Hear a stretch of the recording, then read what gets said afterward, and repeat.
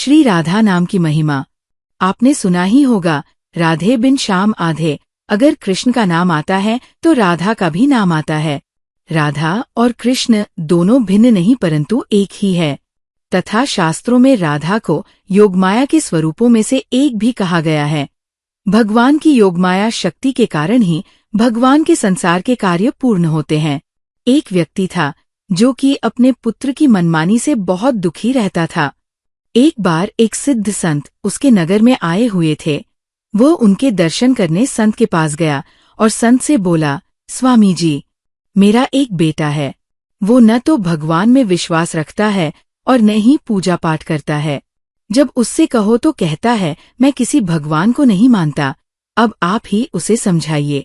स्वामी जी ने कहा, ठीक है, मैं तुम्हारे घर पर आऊंगा। वह संत एक दिन उस व्यक्ति के घर गए और उसके बेटे से संत जी बोले, बेटा एक बार कहो राधा। बेटा बोला, मैं क्यों कहूँ? स्वामी जी ने बहुत बार कहा, पर अंत में वह बोला, मैं राधा क्यों कहूँ? स्वामी जी ने उस लड़के से कहा, जब तुम मर जाओ तो मरने यमलोक में जाओगे तो यमराज से पूछना कि एक बार राधा नाम लेने की क्या महिमा है। इतना कहकर वो संत वहां से चले गए। एक दिन वह लड़का मर गया और यमलोक पहुंच गया। यमराज के पास पहुंचकर तब उसने पूछा, आप मुझे बताए कि एक बार राधा नाम लेने की क्या महिमा है।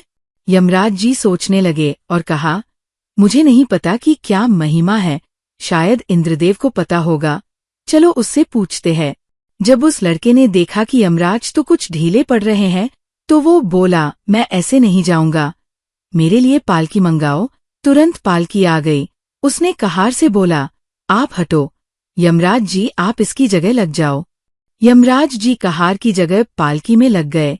इंद्र के पास गए। इंद्रदेव ने यमराज जी से पूछा, ये कोई खास व्यक्ति है क्या? यमराज जी ने कहा, ये पृथ्वी से आया है और एक बार राधा नाम लेने की क्या महिमा है पूछ रहा है, आप बताइए। इंद्रदेव ने कहा, महिमा तो बहुत है, पर क्या है ये ठीक से नहीं पता, ये तो ब्रह्मा जी ही बता सकते हैं। वो लड़का इंद्रदेव से बोला, तुम भी पालकी में लग जाओ। अब उसकी पालकी में एक ओर यमराज, दूसरी ओर इंद्रदेव लग गए और ब्रह्मा जी के पास पहुंचे। ब्रह्मा जी ने देखा और सोचने लगे, ये कोई महान व्यक्ति लगता है जिसे ये पालकी में लेकर आ रहे हैं। ब्रह्मा जी ने पूछा, ये कौन है? तो यमराज जी ने कहा, ये पृथ्वी से आया है और एक बार राधा नाम लेने की क्या महिमा है पूछ रहा है, आपको तो पता ही होगा।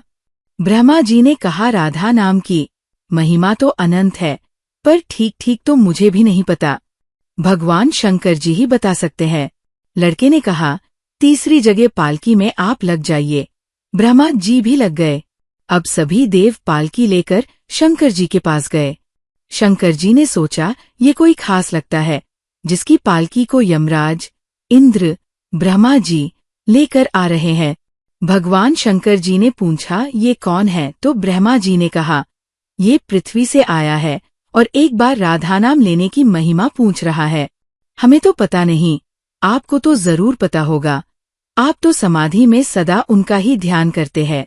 भगवान शंकर जी ने कहा, हाँ, पर ठीक प्रकार से तो मुझे भी नहीं पता, भगवान श्री विष्णु जी ही बता सकते हैं। लड़के ने कहा, आप भी पालकी में चौथी जगह लग जाइए। अब शंकर जी भी पालकी में लग गए। अब चारों देव विष्णु जी के पास गए और पूछा कि एक बार राधा नाम लेने की क्या महिमा है। तब श्री भगवान श्री विष्णु जी ने कहा, राधा नाम की यही महिमा है कि इसकी पालकी आप जैसे देव और महादेव उठा रहे हैं। ये अब मेरी गोद में बैठने का अधिकारी हो गए हैं। जय जय श्री राधे। परम प्रिय श्री राधा नाम की महिमा का स्वयं श्री कृष्ण ने इस प्रकार गान किया है। जिस समय मैं किसी के मुख से राक्षर सुन लेता हूँ, उसी समय उसे अपना उत्तम भक्ति प्रेम प्रदान कर देता हूँ और धा शब्द का उच्चारण करने पर तो मैं प्रियतमा श्री राधा का नाम सुनने के लोभ से उसके पीछे पीछे चल देता हूँ। राधा रानी भगवान श्री कृष्ण की प्रिय सखी है। जब भी कृष्ण का नाम आता है, उनके साथ श्री राधा रानी का नाम भी आता है। आपने कृष्ण भक्तों को अक्सर राधे राधे का जाप करते देखा होगा और राधे राधे इस मंत्र का प्रेम और भक्ति से जाप करने से भक्त को जीवन में अद्भुत लाभ होता है। ब्रह्मवैवर्त पुराण में भी राधा नाम का विशेष महत्व बताया गया है। चलिए जानते हैं श्री राधा नाम की अद्भुत महिमा क्या है। राधा भजतीत कृष्ण सचताच परस्परम उभयो सर्वसाम्य च सदा संतो वदन्ति च। भावार्थ, राधा जी श्री कृष्ण की आराधना करती है और श्री कृष्ण राधा जी की आराधना करते हैं। श्री राधा देवी और भगवान श्री कृष्ण वे दोनों ही परस्पर आराध्य और आधारक है। संतों का कथन है, दोनों में सभी दृष्टियों से पूर्णतः क्षमता है। आप प्रेम, भक्ति और समर्पण से राधे राधे कहें या कृष्ण कृष्ण, राधा और कृष्ण एक ही है। राधे नाम जाप के अद्भुत लाभ। 1. भगवान की विशेष कृपा प्राप्त होती है। 2. जाप से देवी लक्ष्मी की कृपा प्राप्त होती है। 3. योगमाया शक्ति भक्त को भगवान के से मिलवा देती है। 4. भक्त का जीवन सरल और सुखमय होता है। 5. भगवान के प्रति प्रेम और भक्ति में उन्नति होती है। 6. बुरे विचार और आसुरी प्रवृत्ति नष्ट हो जाते हैं। 7. राधा नाम का सुमिरन, श्री राधे के स्वरूप स्मरण सह करने से तत्काल भय से मुक्ति हो जाती है। 8. भक्त भगवान के साथ प्रेम के अटूट बंधन में बंध जाता है और भगवान का प्रेम प्राप्त करता है। 9. भक्त अपने जीवन में चरम सुख प्राप्त करता है। 10. सांसारिक सुखों से आसक्ति नष्ट हो जाती है। 11. भक्त जीवन में परम आनंद प्राप्त करता है। 12. भक्त भगवान के परम पूज्य वैकुंठ धाम में जाता है। राधा नाम की महिमा। ब्रह्मवैवर्त पुराण। ब्रह्मवैवर्त पुराण खंड 2 श्री कृष्ण जन्म खंड। अध्याय 52 व्यासदेव कहते हैं, रा शब्दोच्चारणादेव स्फीतो भवति माधव, धा शब्दोच्चारतः पश्चाद्धावत्यव ससंभ्रम। भावार्थ, इस श्लोक में भगवान नारायण नारद मुनि से कहते हैं, रा शब्द के उच्चारण मात्र से माधव हष्ट पुष्ट हो जाते हैं और धा के उच्चारण के से भक्त के पीछे वेगपूर्वक दौड़ पड़ते हैं। ब्रह्मवैवर्त पुराण में भगवान महादेव ने देवी पार्वती से अनेक बार राधा नाम का महत्व बताया है। ब्रह्मवैवर्त पुराण खंड 2 प्रकृति खंड अध्याय 48 में महादेव कहते हैं, भवन धावन रासे स्मरत्यालिंगन जपन, तेन जल्पति संकेत तत्र राधा स ईश्वर, राशब्दोच्चारणाद् भक्तो राति मुक्ति सुदुर्लभाम, धाशब्दोच्चारणाद् दुर्गे धावत्येव हरे पदम। भावार्थ, महादेव जी कहते हैं, माता पार्वती से है महेश्वरी। श्री कृष्ण रास में प्रिया जी के धावन कर्म का स्मरण करते हैं, इसीलिए वे उन्हें राधा कहते हैं, ऐसा मेरा अनुमान है।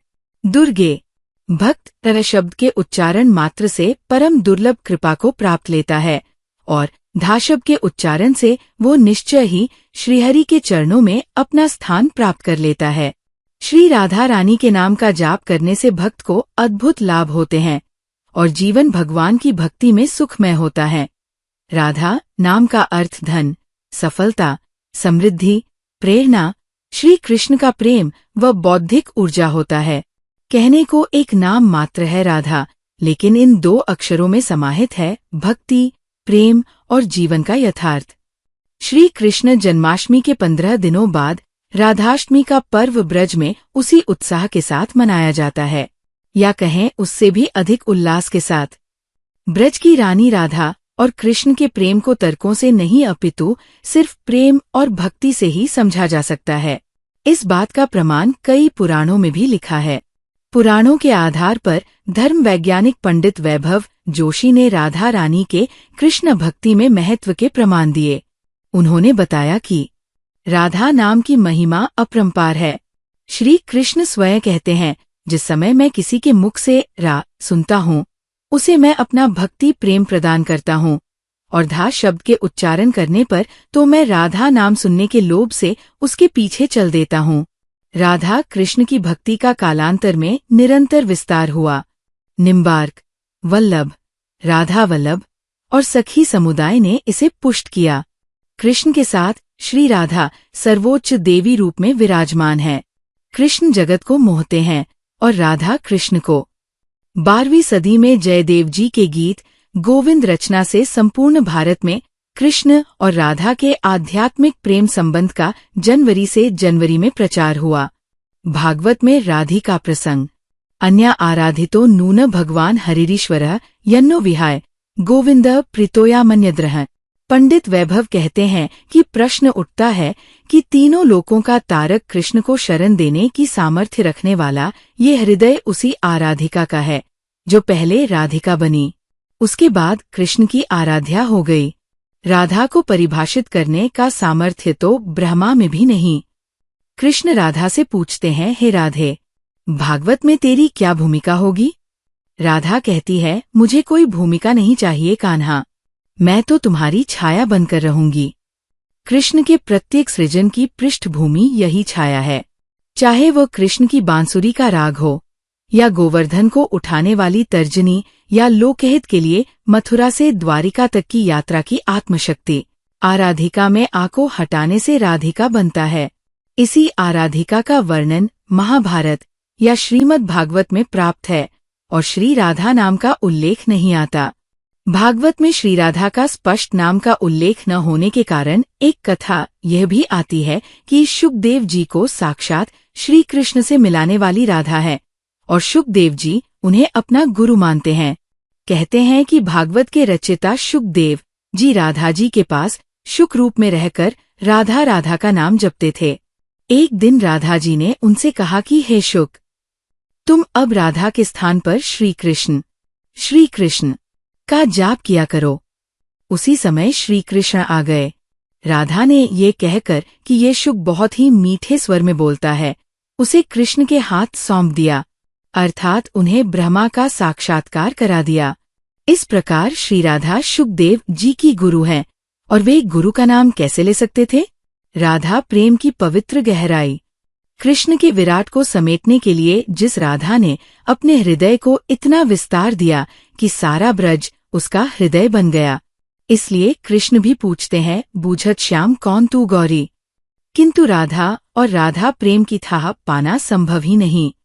कुरुक्षेत्र में उनके आते ही समस्त परिवेश बदल जाता है। रूकमणि गर्म दूध के साथ राधा को अपनी जलन भी देती है। कृष्ण स्मरण कर राधा उसे एक सांस में पी जाती है। रूकमणि देखती है कि श्री कृष्ण के पैरों में छाले हैं, मानो गर्म खोलते तेल से जल गए हों। वे पूछती है, ये फफोले कैसे? कृष्ण कहते हैं, हे प्रिय, मैं राधा के हृदय में हूँ। तुम्हारे मन की जिस जलन को राधा ने चुपचाप पी लिया, वही मेरे तन से फूटी है। इसलिए कहते हैं कि तत्वन के तत्व जगजीवन श्री कृष्णचंद्र और कृष्ण कौहु तत्व वृषभानु की किशोरी है। जब श्राप बना वरदान। राधा द्वापर युग में श्री वृषभानु के घर प्रकट होती है।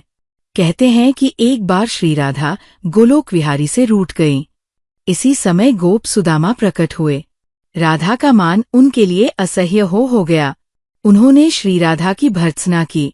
इससे कुपित होकर राधा ने कहा, सुदामा, तुम मेरे हृदय को संतप्त करते हुए असुर की भांति कार्य कर रहे हो, अतः तुम असुरयोनि को प्राप्त हो। सुदामा कांप उठे, बोले, गोलोकेश्वरी, तुमने मुझे अपने शाप से नीचे गिरा दिया। मुझे असुरयोनि प्राप्ति का दुख नहीं है, पर मैं कृष्ण वियोग से तप्त हो रहा हूँ। इस वियोग का तुम्हें अनुभव नहीं है, अतः एक बार तुम भी इस दुख का अनुभव करो।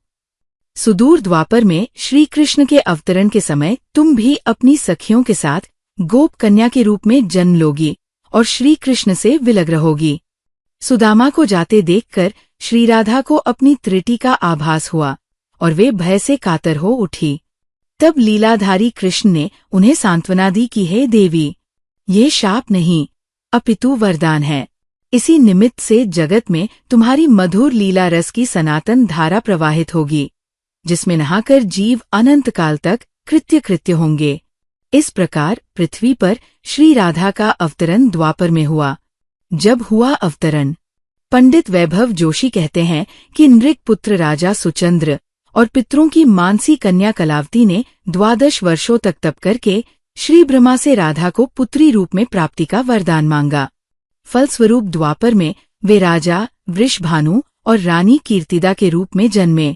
दोनों पति पत्नी बने। धीरे धीरे श्री राधा के अवतरण का समय आ गया। संपूर्ण व्रज में कीर्तिदा के गर्भधारण का समाचार सुख स्रोत बनकर फैलने लगा। सभी उत्कंठा पूर्वक प्रतीक्षा करने लगे। वह मुहूर्त आया। भाद्रपद की शुक्ला अष्टमी चंद्रवासर मध्याह्न के समय आकाश मेघाच्छन्न हो गया। सहसा एक ज्योति प्रसूति गृह में फैल गई। ये इतनी तीव्र ज्योति थी कि सभी के नेत्र बंद हो गए। एक क्षण पश्चात गोपियों ने देखा कि शत सहस्त्र शरद चंद्रों की कांति के साथ एक नन्ही बालिका कीर्तिदा मैया के समक्ष लेटी हुई है। उसके चारों ओर दिव्य पुष्पों का ढेर है। उसके अवतरण के साथ नदियों की धारा निर्मल हो गई, दिशाएं प्रसन्न हो उठी। शीतल मंद पवन अरविंद से सौरभ का विस्तार करते हुए बहने लगी। पद्म पुराण में राधा का अवतरण। पद्म पुराण में भी एक कथा मिलती है कि श्री वृषभानु जी यज्ञ भूमि साफ कर रहे थे तो उन्हें भूमि कन्या रूप में श्री राधा प्राप्त हुई। ये भी माना जाता है कि विष्णु के अवतार के साथ अन्य देवताओं ने भी अवतार लिया। वैकुंठ में स्थित लक्ष्मी जी राधा रूप में अवतरित हुई। कथा कुछ भी हो, कारण कुछ भी हो, राधा बिना तो कृष्ण है ही नहीं। राधा का उल्टा होता है धारा। धारा का अर्थ है करंट, यानी जीवन शक्ति। भागवत की जीवन शक्ति राधा है। कृष्ण देह है तो श्री राधा आत्मा। कृष्ण शब्द है तो राधा अर्थ। कृष्ण गीत है तो राधा संगीत। कृष्ण वंशी है तो राधा स्वर। भगवान ने अपनी समस्त संचारी शक्ति राधा में समाहित की है। ब्रज के रसिक संत श्री किशोरी अली जी ने इस भाव को प्रकट किया है। आधो नाम तारी है राधा, राखे कहत रोग सब मिटी है, धाके कहत मिटे सब बाधा। राधा राधा नाम की महिमा, गावत वेद पुराण अगाधा। अली किशोरी रटो निरंतर, वेग ही लग जाए भाव समाधा। तो दोस्तों, आज के लिए इतना ही। वीडियो पसंद आया हो तो वीडियो को लाइक करें व चैनल को सब्सक्राइब कर ले। जय जय श्री राधे।